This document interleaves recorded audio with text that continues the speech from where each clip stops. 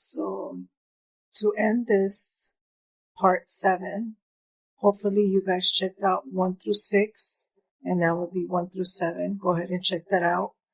I'll start season 3 soon. Talking more about my life and stuff. I just want to point out that everything I shared with you, I'm not putting down my husband. I'm not making him look like the bad guy. That is not what I'm trying to do. I just sharing like a journal for myself of what I've been through, what we've been through. And if somebody out there has been going through something or went through something and you got through it and you guys are still together, blessings to you. But yeah, like I said, every relationship is different. You just have to do what's best for your relationship, what you and your partner want and need. Like I said, I use communication a lot, but I'm still hard-headed after almost 27 years. My anger is more stronger than my communication. So I'm working on that and I've got better. I'm not going to tell you too much, but something that me and my husband did about a year and a half ago is that when you need you have to be honest with your partner and be able to talk to them on what you want, what you need, and what you're lacking, what you both are lacking of.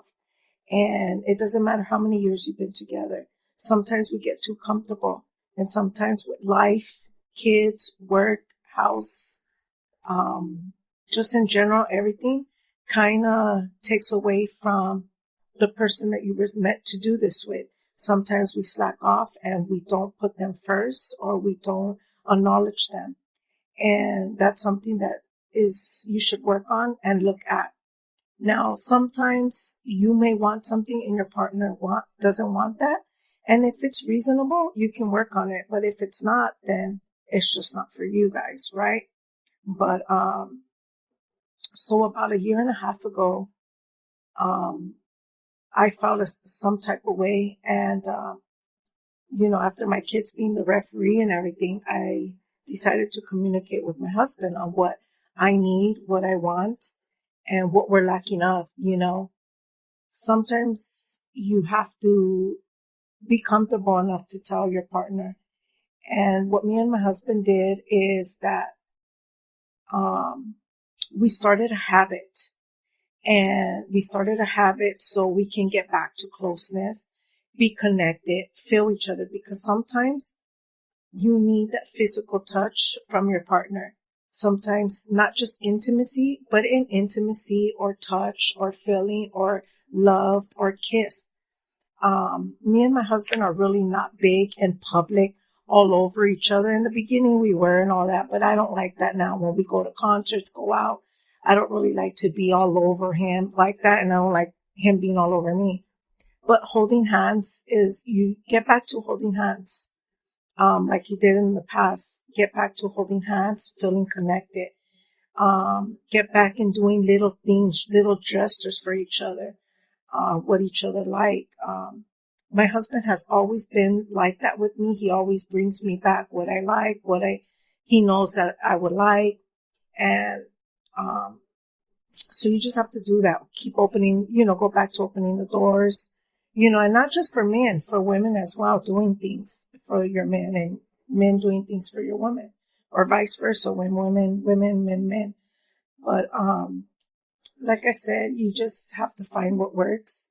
And, since I felt that we were slacking off in connecting, we started a habit, which we kiss each other every day. Now, what I mean with that is, before the person leaves, kiss your spouse before you leave. We got a habit of that. We would go places, we're like, oh, we'll be right back. Okay, be careful, this and that. But I love you, this and that. But you lack off of that kissing. So we started that again. Whoever leaves gives a kiss. We also did it in our home. It doesn't matter if you're in the restroom, the kitchen, the living room. If you're going to another room and you're going to go kick it or chill or you're going to be gone for a while, give your partner a kiss. Something that this has nothing to do with partners, but for an example, me and my husband are very lovable with our kids. We show love, even though they're young adults now. We always show love, and our kids the same way with us. So we always tell our kids, we love you, everything. So when my kids, before they went to school, before they went out, they always come and wake me up and tell me, Mom, I love you, and give me a kiss. Now, my husband was doing the same as well. My son, as he's getting older, he kind of pushed away from doing that.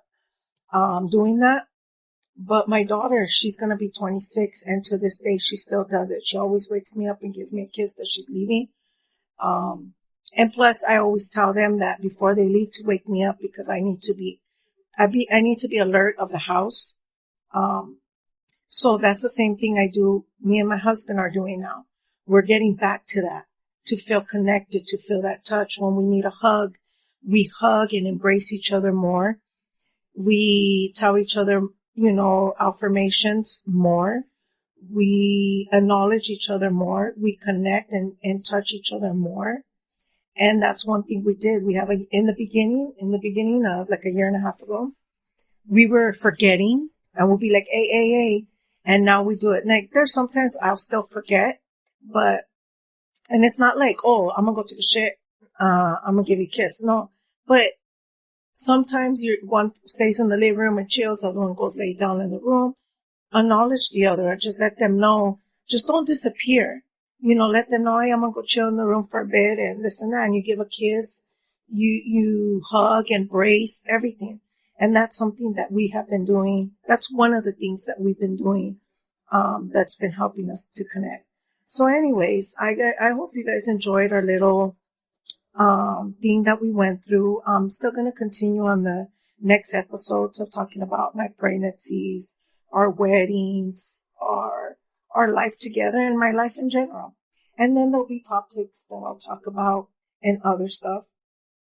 But I hope you guys still support. I want to say very thank you to everybody that's been supporting, been liking, sharing, commenting. Spotify, you can comment on Spotify now. You could subscribe. The same thing on YouTube. Comment anything you guys want, an ex you want to hear, or you want me to share, or something you want me to talk about and stuff. I'm open to certain things. And, so yeah, just let me know. But I want to give a very shout out to all the raza out there that's supporting my family. I appreciate you guys so much for listening, for, understanding, and for, like I said, supporting, but thank you guys. I really appreciate it. Much love. And I hope you guys are liking this. And if you're not, pues that's okay. To me, this is like a journal. But anyways, let me end it here. Where I want to say is, like I said, every relationship's different. Do what's best for your relationship. Don't be like everybody else and don't want you don't need and want what other people have. Just do what works for you and what you and your partner need. That's all. What your family needs, your home needs, and your life needs. Don't try to look on social media and be jealous because so-and-so and this and that, or what people buy or do for anybody else. What's lined up for you will be lined up for you. What's to come to you will come to you. And I wish everybody out there, in every relationship, I wish you nothing but the fucking best. To have firme times with your family. To have the blessings and long blessings to go on with your relationship. And much love. Thanks for the support. Have a female weekend also. Mother's Day is coming, Father's Day is coming, so I'll say Happy Mother's Day, Happy Father's Day to everybody out there. But thank you all for support. Much love.